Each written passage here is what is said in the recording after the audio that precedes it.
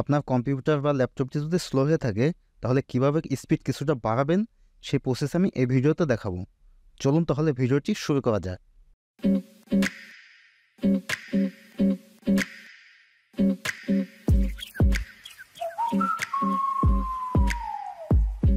এর জন্য আমাদের কম্পিউটারের সার্চ বক্সে এসে আপনি টাইপ করবেন সিএমজি লিখে সার্চ করলে সিএমজি প্রোমোট এখানে আসবে। এখান থেকে রান অ্যাজ অ্যাডমিনিস্ট্রেটরে ক্লিক করবেন, ইএসএ ক্লিক করবেন, তাহলে আমাদের সামনে সিএমজি ওপেন হবে।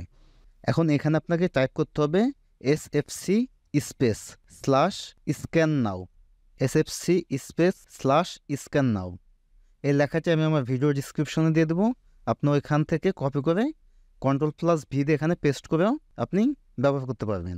এটি টাইপ করার পর আমাদের কিবোর্ড থেকে ইন্টার প্রেস করব, তাহলে আমাদের কম্পিউটারটি স্ক্যান হতে শুরু করবে।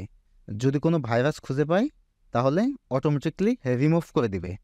আমাদের স্ক্যান প্রসেসিং চলছে, এখানে 100% কমপ্লিট হওয়া পর্যন্ত আমাদেরকে অপেক্ষা করতে হবে। এখানে ভেরিফিকেশন যখন 100% কমপ্লিট হবে তখন আমরা আমাদের কম্পিউটারটা একবার রিস্টার্ট দিব। রিস্টার্ট দেওয়ার পর আশা করি আপনার কম্পিউটারটি আগের চেয়ে কিছুটা ফাস্ট হবে।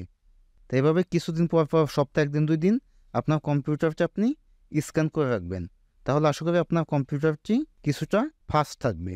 পরবর্তীতে স্ক্যান করার জন্য হয়তো এই প্রসেসটি আপনি ভুলে যেতে পারেন।